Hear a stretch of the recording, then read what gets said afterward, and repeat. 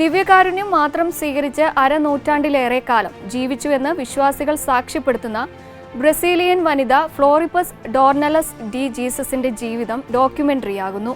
ലോല എന്നറിയപ്പെടുന്ന ഫ്ലോറിപ്പസിന്റെ ജീവിതവും വിശ്വാസ സാക്ഷ്യവുമാണ് പോർച്ചുഗീസ് ഭാഷയിലുള്ള Lola of Jesus mystery and devotion എന്ന ഡോക്യുമെന്ററിയുടെ പ്രമേയം.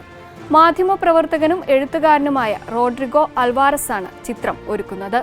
മരത്തിൽ നിന്ന് വീണ് നട്ടെല്ലിന് ഗുരുതരമായി പരിക്കേറ്റതിനെ തുടർന്ന് ജീവിതകാലം മുഴുവൻ കിടപ്പിലാകേണ്ടി വന്ന ലോല 1943 ദുഃഖവെള്ളിയാഴ്ച മുതൽ ഭക്ഷണവും വെള്ളവും ഉപേക്ഷിച്ച് ദിവ്യകാരുണ്യം മാത്രം സ്വീകരിച്ച് ജീവിക്കാൻ തീരുമാനിച്ചു. 50-ലേറെ വർഷം അവർ ഈ ജീവിത രീതി തുടർന്നതായാണ് വിശ്വാസികളുടെ സാക്ഷ്യം.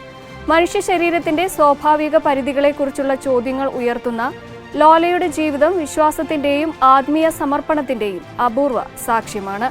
അവരുടെ ജീവിതത്തെക്കുറിച്ചുള്ള രേഖകളും സാക്ഷ്യങ്ങളും ദൃശ്യരൂപത്തിൽ അവതരിപ്പിക്കുകയാണ് ഈ പുതിയ ഡോക്യുമെന്ററി.